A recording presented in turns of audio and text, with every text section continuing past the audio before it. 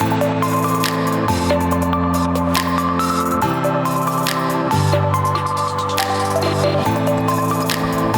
we've talked before about how AI and socialism and this kind of re-emergence of socialism seem to go hand in hand. Read an article recently which talked about all young people becoming, for lack of a better term, downwardly mobile, if you will. Well, that's a interesting scenario going on right now. All right, so we're into. All right, let's start again. All right.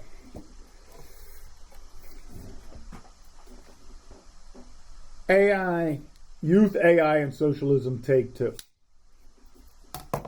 So we've talked in previous videos about this idea of young people starting to embrace socialism, how it seems to be kind of interrelated with some of AI because we're seeing jobs start to disappear and the economic system obviously isn't going to do it. There was an article I read recently that talked about young people being downwardly mobile. And, you know, for generations we experienced upwardly mobile transitions or ability to do better than your parents did kind of thing. And it was kind of suggesting that this is what is helping the progressive movement out there. People like Zohran Mamdani, who won the mayor of New York. What do you think, from your perspective, given your background studying economics, are the pressures that are shaping the generation's political behavior? And how much would you place on either the debt they're experiencing? They're looking at the national debt. They're looking at their own student debt in a lot of cases. They're looking at stagnation for wages. And probably, and I'm seeing this a lot, housing costs so high that there isn't that chance to gain the American dream anymore. And at the exact same time that's going, we're seeing this new entity come in, which we know is going to take jobs away from young people. We're seeing so many who went to college, grew that debt, being unable to even find their first job because it's already being done by artificial intelligence. How do they not look towards socialism for their answer? Well, I think, and towards AI as the solution of the future. We have to back up here, and I think this was certainly a predictable failure of the Keynesian model, because what's happened is that an entire era of materialism and market-driven growth, subsidized by monetary expansion, had led us, towards a very materialistic scenario. I think, first of all, what I notice in younger generations is less of a desire for those material things. I mean, they like them still, and we're still in a transitional phase, but this was inevitable. I mean, there isn't any example of a monetary system that went away from honest money, so to speak, through fiat currencies that didn't end up here. I mean, you could just take a look at going through history. It's just you end up where there's a monetary dilution until eventually there's going to be a convulsion and it changes. So this doesn't surprise me that we've arrived here. I mean, when you look at the overall picture of the United States, or I should even say our current monetary system, what I see is a system that sole purpose was to create indebtedness, because through indebtedness is control. So what we did was we encouraged people to borrow money. We've encouraged people for education. Buy your car on time. Your mortgages now are like 50 years. So the idea that you're ever going to... you can even buy simple things now with this Affirm. You go on to buy a cell phone or something, and it says, don't bother paying right now. Make these monthly payments instead. So the contractual obligations get established, which is what ultimately encumbers us in a more of a maritime law system instead of a common law system, because it's based on contracts and obligations.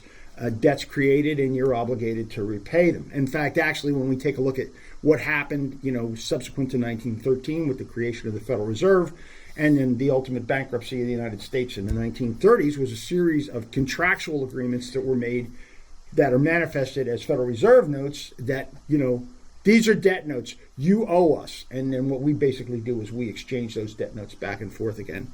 So, I mean, the monetary system in terms of what it actually is has become somewhat fictitious at this point anyway. And as the zeros just continue to add, it's worth less and less, but it is still the medium of exchange. At this point now, they're running into a problem. I'd actually written an article that had found its way online, I guess it was probably 25 years ago. The Fed is running out of rabbits.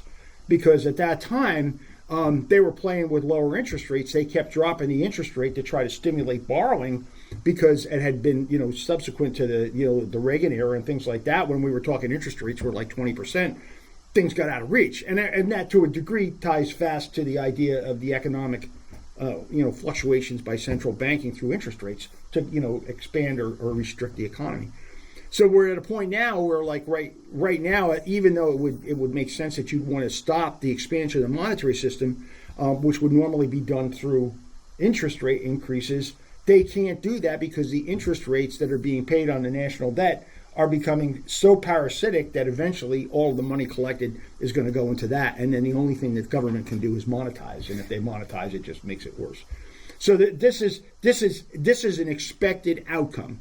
At the end of the day, we haven't been a solvent Does nation. AI accelerate this then? Well, I think AI is going to be used as the means to transition to something different. Very good chance. Because this can't go on. It can't. I mean, it's going to end up in a situation where eventually, when the people are going to get the pitchforks, and that's not going to end well, no matter what. And we've seen these convulsions take place before.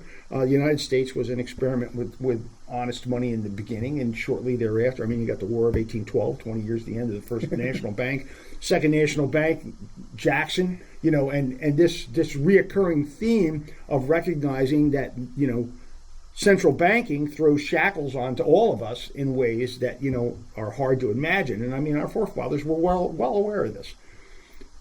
Where we are now, they got to come up with something different, because the whole idea of capitalism based on, having something of value invested into something else is not really manifested when you're using debt currency that can be created out of thin air to finance projects. We've already entered into a realm that is not directly tied fast for capital investment. What it basically is the sovereign, and I'm going to say that's even above the government, which is the financial interests that control the resources. They're ultimately the ones who are determining whether or not you are or aren't going to get a loan, and ultimately perhaps even whether or not you are or are not going to succeed.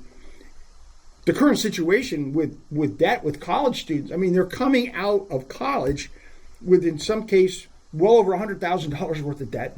In trades that may not even be marketable, and now they're left with a situation where what are they going to do? Well, isn't kind of it kind of forces, if not a traditional French type revolution where you overthrow the government that exists, it's going to have to create an intellectual revolution of re-seeing purpose, the world, how you gain access to things. I mean, if AI takes the jobs and people end up on universal basic income, they're reliant then on wherever that income is coming from, whether it be the machines or it be the government or it be a few entrepreneurs who own all the production of the machines.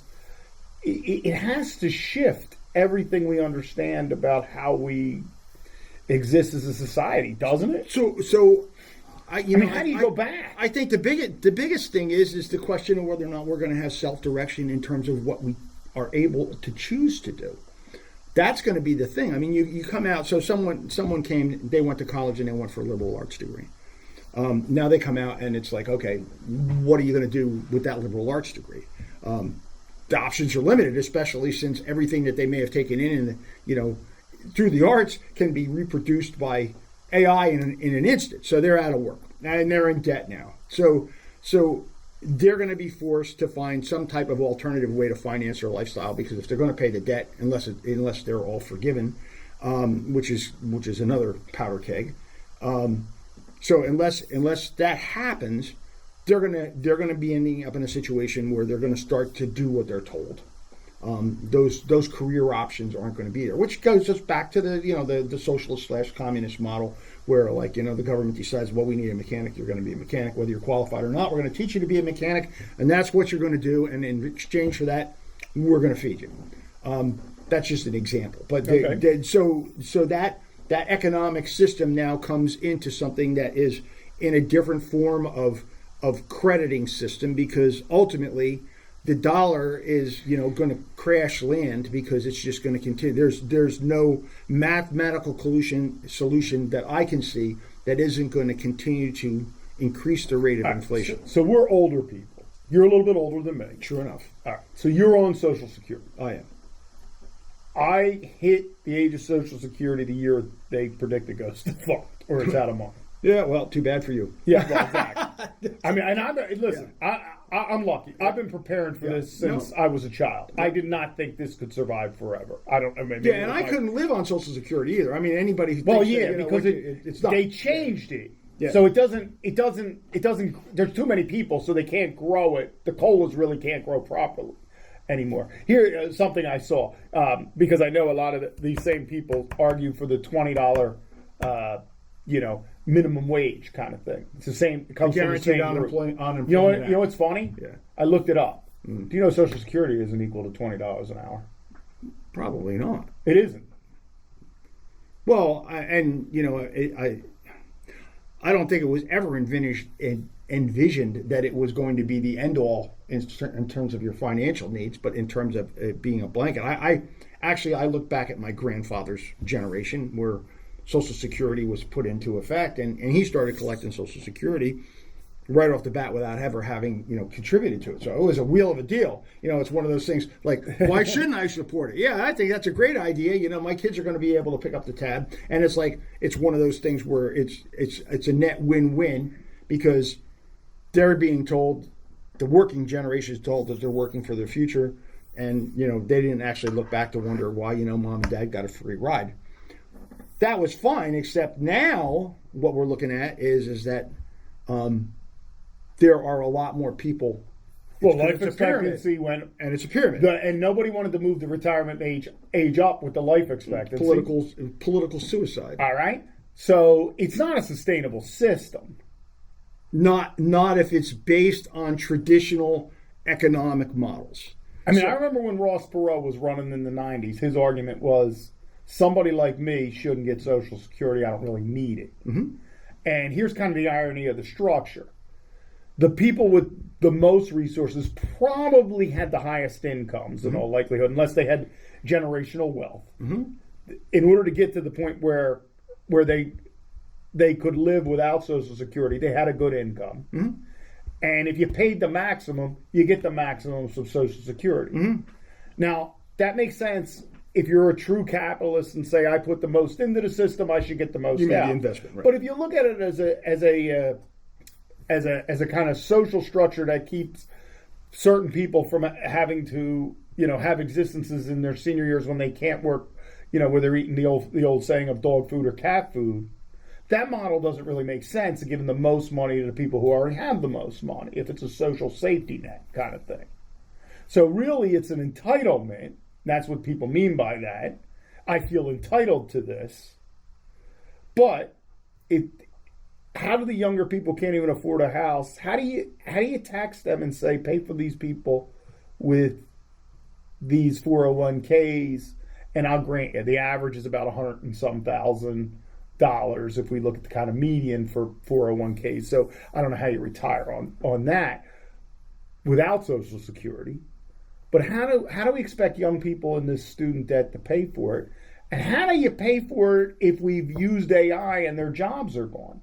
I mean, this can't survive. Everything has been front loaded, though. It's the whole basis. The whole basis when I go back to the velocity of money, which was one of the fundamentals of Keynesian economics, is that if you could actually have 100% expenditure of everything that's produced and none of it saved, because the paradox of thrift is that if you take 10% and you save it, then only 90% is used for perpetuation, and it's parasitic. At 100%, that would mean every dollar that's earned is respent, and then the velocity of money is very, very fast. Because we are, by nature, want things faster than possible, we introduced easy credit on top of that, which now gave us the possibility to spend 130 or 140% of our output without ever thinking about paying that back. And I mean, actually, if we were to take a look at the Federal Reserve model that we have right now, no one is actually, if they're realistic about it, we're never going to ever bring this debt back. It's impossible. All right. So if we know there's not enough, there's no way to continue Social Security like it's going. I mean, nobody will say that out loud in politics, but it's a reality.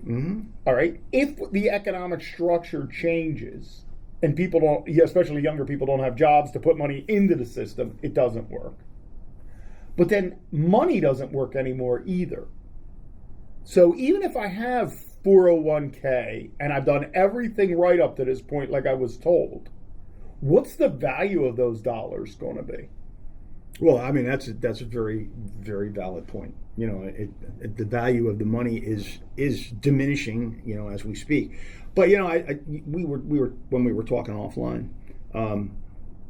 Do we really own our house? That's one thing. Well, you don't, because you can't live in it if you don't pay the taxes, even if you paid it off. Right. They're going to take it from you. So, I mean, that's one part of it. And as we go further down, and I say this actually with the greatest respect to the powers that are in control of the brilliance of the system that we have. But at the end of the day, who is the national debt owed to? Now that's a significant question, because if we don't pay it back, I suppose that means we go to war, right? Well, so because it's owed to foreign entities in a lot of cases. Right. Who owns the paper? With the creation of the Federal Reserve, in 1913, it was actually a banking cartel that took control of that. And, whether it be European sovereigns that are behind the scenes that have this, or whatever the case may be, but this has been perpetuated now for well over 100 years. And this debt has continued to be accumulated in a series of digits, to where now the digits are losing their significance. And so we're starting to come to a point now, and I think that this is where all of this comes together, where, if you want to take the 2030 scenario that Keynes predicted, that ultimately the system itself, the fundamental flaws are going to be, the elephant in the room. And we're going to have to look at a different way to do this. Undoubtedly, whoever the powers that be who are behind the current system are going to be behind the next system, but it's going to have to be redefined. The process of metamorphosis that we're going to go through is going to be implemented by AI. Painful. Yes. Extraordinarily painful. Extraordinarily painful. I did everything right for 40 years. Right? I can see this argument. And nothing I have is worth anything anymore. Yep. And now I live off the generosity of the state. What happens to those people? But let's back. What happens to their psychological makeup? Well, that's going to be a significant issue. But I also think, being, I guess I would consider myself to be a conservative economist, is that there were a lot of bad decisions made by a lot of people that led to them being in that position. Whatever. But not your average person facing retirement under these circumstances. It's and not your average young person who was promised from when they were in kindergarten, go to college. And look, and I saw this, and I spoke out against it. So I know I'm in higher ed, but I knew if you send 100% of the people to college, college has no value anymore. Correct. From an economic standpoint. Well, and it also doesn't recognize. And how many lawyers do we need? I'm not going to touch that. That said, though, as things start to get redefined, and I think the first thing is that the new feudalism, which I would say probably is where we're going right now, and there are still going to be knights and lords and different levels in the new feudalism, but there's going to be a new class, which I will also say that the lot of, or their future, is going to be far better than perhaps Irish potato farmers were during the potato famine. There's a And let good me ask you chance- this question, and I don't know that this is true, but this is widely reported. If there isn't going to be a period of time, right, where there's mass suffering before they figure this out and how to keep everybody, why is Sam Altman filling his basement with food to survive? What does he know? Well, He must know what I think is coming. Well, I know it too. I mean, if you actually sit back and analyze, what the progressions are and the way things are going, eventually this system is going to implode. It's not a case of if it's going to; it's a question of when, and it's going to require some kind of a definition. I'm going to be hopeful here that the transition that we make is going to be one that doesn't require violence, and where people have to go through tremendous gyrations or whatever the case may be to try to prove a point, and we eradicate ourselves. And I mean, that's not even AI's doing. I mean, what we're looking at here is AI is just pushing it forward faster. Well, AI is pushing it forward faster, but AI may also create the solution. I think that when we do look at the potential of robotics, and we're seeing more and more being done in an automated fashion, in an unprecedented manner, we're actually looking that goods and services can be done with a great minimalization of human effort, in which case the bounty of that can be enjoyed by individuals at a greater per person amount without the individual effort to the get it. scarcity though remains. Oh, it will, and we're going. I don't care how many robots are making something. If you don't have the raw materials to make it, it has the raw materials have a value then. Unlimited wants versus reality is certainly something that's still going to be there. But I would also say, when I look back at the difference between like when my generation grew up, and you talked about downward mobility as opposed to upward mobility. I know, like my father, when he came back after World War II, his purpose was that things are going to be better for my children than it was for me. And I think actually my grandfather had the same thing, which he was in World War I. And I think that the boomers, of which I am one, have been just totally self-absorbed for the most part. I mean, I will honestly We can say, pick on both our generations, I think. we dropped the ball. We weren't paying attention to what was going on with education. We weren't paying attention to a lot of things. And, maybe it's just too much of a residue from the 60s Party Central. But notwithstanding, you talked about the downward mobility. The interesting phenomena that I see is that younger generations now do not have it ingrained in their mind that they have to be upward mobile. They have been... Well, that would probably be lunacy, right? Well, would it be? Or if engineers, and I'm talking about like people who just graduated college with engineering last 5 years. Living four engineers to an apartment. Well, to be able to afford to rent. Yeah, well, that's. I'm not talking about getting ahead and putting things into the stock market. I'm talking about just making a basic survival.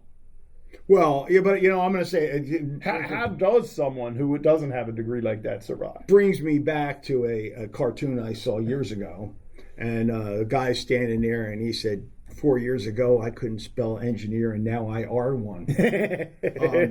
So we're not. In a lot of cases, I think that a lot of our students are going into college, and they're actually looking through the catalog to see what I'm going to be when I grow up, which doesn't necessarily translate into an appropriate role, so to speak, and that's another job. All right, so let's go here. How much responsibility? You talked about the bankers, but let's talk about the university people now, college and university people. Oh boy, there's a bullseye on you, baby. Did you? Yeah, but didn't we in some way? And again, I have argued against this for a long time.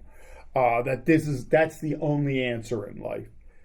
But didn't this create like an economic problem for graduates? And did we, and I'm not just going to call did we as a society defraud these kids by the promise of upward mobility? Take out these loans and you'll be able to pay them off. It's just a temporary 30-year thing. These student loans, you'll reconsolidate them. Well, in terms of what... Or are they victims of the shift because of the AI and the markets? Well, which one has victimized them the most? Well, let's go back to when you and I worked together. I was in the legislative component of it, and we're working out the funding for colleges. And I think one of the areas where we built our relationship was we were able to have some degree of symbiosis over the fact that trades had value. I look back when... Well, doesn't everybody agree with us now? Well, now, yeah, there you go. We were just a couple of loonies then. Right before they put me in the box. Now I say, oh, hey, you know what, Ed? But we did recognize that a degree in itself had to be for something that had value. When I was in school, you had portions where you had home economics. You taught people budgeting. You taught people how to take care of their homes. You taught people how to sew, how to fix things, how to cut wood. All these basic trades, which, and I'm going to say it's the educational establishment that redefined curriculums and took us away from that. And while enriching themselves. Well, exactly. So I'm not talking about the teacher in West Virginia. But we got I would wonder what the average salary in New Jersey for a teacher is. I mean, we always get shown on the national news West Virginia or somewhere like that. But with the unions in New Jersey, it's a livable lifestyle. I've lived off it, so I know. But the college is even more. A professor, I remember this. There was the guy who headed the union at Rutgers University, Research University, don't teach 5 classes, teach 2, supposed to do research and cure cancer, but good luck with that once they have tenure. How dare anyone think we can live off $250,000 a year as a professor? How dare they? But let me. Well, who got rich with this? Well, who enabled it? Why are the prices up so high? let's look at another side of this. And what happened to Jonas Salk? Didn't he do stuff for the greater good and say I live a great middle class life? Now $250,000, you can't survive on that. Well, and that's a single salary. If we're going to, that's rich, right? I would call that rich. If we're going to wander into the land of pigdom, There are lots of avenues that led to this. And, I'm going to take the facilities. Probably one of the biggest traps that I see, and I was a college trustee, as you know, is the offer of money through funding schemes that were going to require payment by either the governmental entity that took it or the colleges, private colleges, were financed huge sums of money for facilities that they did not need. Water parks. I remember. Oh, this is a great college experience. Is a water park. So the colleges and I hold my nose here. And I had my little brushes with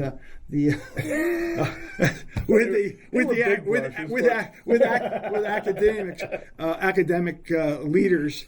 Where it was literally we're like staring each other down eye to eye. But did we really need this stuff? Did we need to have a place that looks like the Capitol building as the administration? Did we need to have dorm facilities that dwarf something that they will ever have a chance to live in on their own? And I'm not saying that all dorms are like that. I mean, the one that I lived in was a toilet, but that was a long time ago. I don't think they are anymore. But the debt trap that trustee boards are faced with now, especially from expenditures by prior board members and administrations, put them in a precarious debt situation just as bad as the one that the individuals, the students are paying a higher tuition because the institution has to come up with the funds to be able to pay. And actually, unless you went back into the state college, community college, to where the government is helping to subsidize that with the tax revenues, and even that's all hocus pocus. Because if anybody pays attention to what the existing debts amount are of state government, that's just another layer of just total nonsense of impossibilities to ever be able to repay. So the concept is not debt. The concept is whether or not you were funded. And it was done at the expense of everybody losing the value of their savings through inflation. So here we are now, and the reset, as I see it, regardless, is going to have to be some kind of a way to where, and this goes against everything that I believe in terms of you work hard for something and it's yours and everything. but you almost need like a debt holiday. And I know that there were periods in ancient history where there was a debt relief that would be done periodically, where we do a reset, because right now it's lost any reference to reality. There is no way that the governments or the people or anybody is ever going to be able to do this. And if the whole thing is just ended up to where we're funneling a tremendous amount of our wealth and our labors and treasure into interest that's going to entities that I don't even know who runs, then it's time to take a look at where that's going. I've always looked at it like this. I'll tell you what I look at it as. Because student loan debt is the one debt in the world you can't declare bankruptcy from. All right? It follows you for life. You don't pay it, they're going to garnish your wages ultimately. They're going to take your tax returns. They're going to find ways to get your money. And I said to myself, as these prices went up, and you'll remember, there used to be like Sally Mae, and it was all private banks that were in this business. And then it was Andrew Cuomo when he was the Attorney General in New York who kind of did that. And it forced everybody into the federal government. And I said, this is the greatest generational tax of all time. And here's why. Let's say I go somewhere and I get this degree and I get $200,000 in student loan, and I sign all those promissory notes. There's no way in life, if I'm trying to buy a house, pay a mortgage, I'm trying to raise children, that I can do all that financially. The debt burden's too high, especially for a starting person. But there is a way to pay it off if you're a millennial. Your boomer parents die, and you take the inheritance and just give it to the government. What they don't tax, they get as your student debt repayment with interest. Well, and I mean that's the ultimate accountability. I think that if but I mean that shifts all the money, right? Well, it does. To the state. It does. From private capital to the state. And still to a degree does preserve the fundamental concept of that if you saved it, that you shouldn't have to give it up. In this case, the individuals who have passed, they're not in the mix anymore. The debts were created, and it's not a case of like where they destroy whatever I have worked for doesn't get sucked into the black hole. That's actually a very viable thought in terms of addressing just that portion of the debt. But the bigger picture in terms of like the whole concept of a debt note society, it also provides the opportunity for bankruptcy, because at the end of the day, all they're doing is forgiving you of a bunch of IOUs that were issued to the government that they gave you. So it's not like there was any treasure really given up in it, but then that requires a total reanalysis of all the values that we have been led to believe how things are, and maybe they're not. And maybe that's another area where like what AI has done. And I mean, during the break, we were just talking about, the AI experience and how I literally, at this point in my life, am amazed at what happened. Because you know what? AI, artificial reality, at the same time creates a new thing, which is going to be called new reality. Because it's different. Well, it's going to be reality. It's going to be different. It's going to be reality. And AI is going to facilitate the new reality. And if we get past the what's mine is mine and what yours is yours scenario, which has been drilled into our heads for generations, and AI can offer the same enjoyment to someone who's a pauper as to a wealthy person, and if they become absorbed enough into that, and we're kind of like going into a whole thing, but what's the post AI economy going to look like? In a word, different. Not necessarily. But here's my problem with all this. It's the same people that are saying out loud that the system isn't fair are the $200,000 a year professors that I described, who are charging you more money to go. How are they going to reconcile? Because they're going to have to take a pay cut. You're going to have to go teach students. Well, it's going to go further than that, because I think they're going to be unemployed. Why do I need a human professor to regurgitate facts to me when the AI has the capability to pop up on the screen in front of me and tell me everything?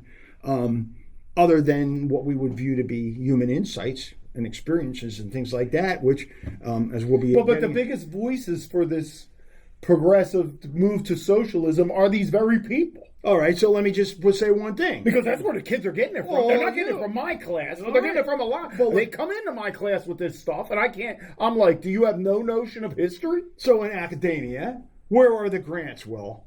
Where do they come from? They've got political push as to whether or not, if you're gonna profess something, it better be the right thing, or you're not going to get funded. You're not going to see your projects go. You're going to get blacklisted. I mean, let's go back to the climate change scenario. Any of the scientists who had the audacity to question the validity of the science on climate change when we only had freaking thermometers for 150 years, they were looking at as bad as being debanked or shunned, because they did not agree to the narrative that was being financed, which at the end of the day, I also look at, as I've seen now my car now costs $75,000 instead of $5,000, and everything that I want to do is entailed with a whole bunch of red tape and bureaucracy, is just to create debt to make it to where even if you do manage to save your money, you're still going to be in a hole because you're only controllable when you're in debt. And that's the model that we've been based on. And why did my professor, and I'm talking when I was in college in the 70s, why did my professor profess Keynesian economic theory other than the fact that was, if you want to go anywhere, if you're looking to do the upward mobility, you better be on the right train. Well, and I guess here it is, right? Isn't this the real truth of it all? We support that which benefits us as humans. We are self-serving individuals. No, but I mean, I'm going to be progressive. Progressive suits my needs. Right. I'm going to be conservative, and conservative suits my needs. Not always, but I mean, that's kind of, and no one is sitting here going, well, let's stop and look at this. Let's look at what a just society looks like Plato did. I don't hear these kinds of conversations. I see jump into this, or a lot of this really is the music, man. I don't care what it is. I have the solution, just let me show you. But you've been alive a long time. How many of these solutions have really worked out? I'm still waiting. But, I also want to say, I do believe that the founding fathers had a good system. It could all rely on. But it was based on a few things that we don't have today, because you had the virtually limitless expanse to be able to develop and feed the pyramid scheme, where, as we've ended up, where now ground is finite. You're not looking that you're going to be able to entice people to go and settle an area, and we're going to give you, 50 acres and a mule. Where that's not going to happen. It's not possible anymore. I mean, they were enticements to get individuals to create the wherewithal to be able to increase production. That's not something that's there. We're in a different set, and then we've also got a far greater population. I mean, I guess here's what it is. When I look at youth, AI, and socialism, and you read articles for and against, then we tend to read what we like. I do come to one kind of conclusion. I would not want to be young right now. And I don't know that I want to be old either. Because the future, I won't say that it's not bright, but it's so undefined that the road to get there has to be suffering. And I would just respond with an old saying: it was the best of times, it was the worst of times. Because for sure, as we sit here through the magic of this, and I am in awe. We're sitting here. First time I actually just had the opportunity to recognize the power that we're generating from here was when I spoke to an AI and made reference to our podcast, and that AI then responded to me, taking snippets and what it found most interesting. That's hard. I get goosebumps when I think about it. It's hard for me to fathom. Having put a newspaper out years ago, and what it was involved to do that, and how difficult it was. for just thousands. Through this medium right now, we're talking across the world. The messages that we're sending can be translated into any language in the world, and anyone can take these and either just say, geez, these guys are full of crap, or wow, they got something going on, or whatever. That's the new dynamic, and that's the possibility that's out there. But what is the purpose in life that someone will live for 70 years? All right, I've asked myself. You're coming out at 20. All right, you're going to live. What's the average age? 75. So let's say it's 85. Oh, give me more than 75. 65 right? years for the 20-year-old now. 65 to 75 years after you're finished college, you're probably going to survive if the models stay the same as they've been. Yep. What are you going to do? Well, what are you going to do? That's a good question. And you know what, Will? Almost like an advertisement as we look at our next segment, we're going to be talking about that.